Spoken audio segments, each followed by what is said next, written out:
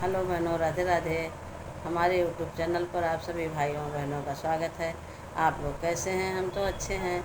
आशा करते हैं कि हमारे सभी भाई बहन अच्छे होंगे, स्वस्थ होंगे। चलो आज हम सुनते हैं एक सुंदर सा प्यारा सा अवसान मैया का पोंछ भराते समय। जब पूजा के बाद पोंछ भराया जाता है तो उसकी एक बहुत ही सुंदर सी गीत है। आप लोग सुनिए। अगर आपको हमारी गीत अच्छी लगी तो लाइक कीजिए, शेयर कीजिए, छोटा सा कमेंट करके बताइए कि आप लोगों को हमारी गीत कैसी लगी। चलो सुनते हैं गीत।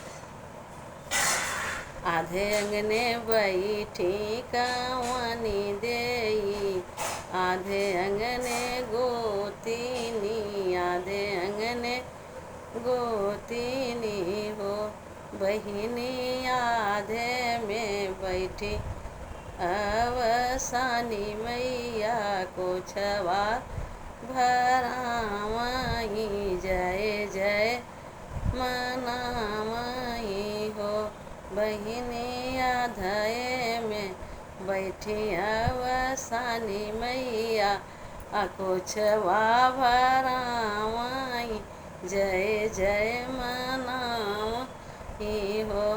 आधे अंगने बैठी संगीता देई, आधे अंगने गोतीनी, आधे अंगने गोतीनी हो बहिनी, बिचवा में बैठी अवसानी मैया को छवा भरावाई, जय जय मनावाई हो बहिनी, बिचवा में बैठी अवसानी मैया को छवा भरावाई, जय जय मनावाई हो।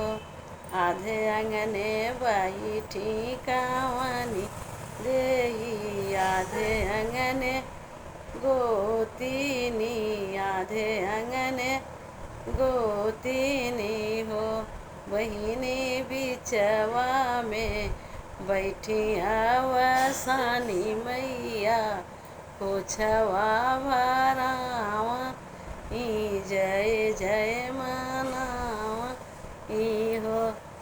आधे अंगने बैठी हमारी जेठनी त और हमारी छोटी त और हमारी छोटी हो बहिनी, बिचवा में बैठी हमारी मैया त को छवा भरावाई, जय जय मनावा हो बहिनी, बिचवा में बैठी अवसानी मैया को छवा भरावाई, जय जय मनावाई हो।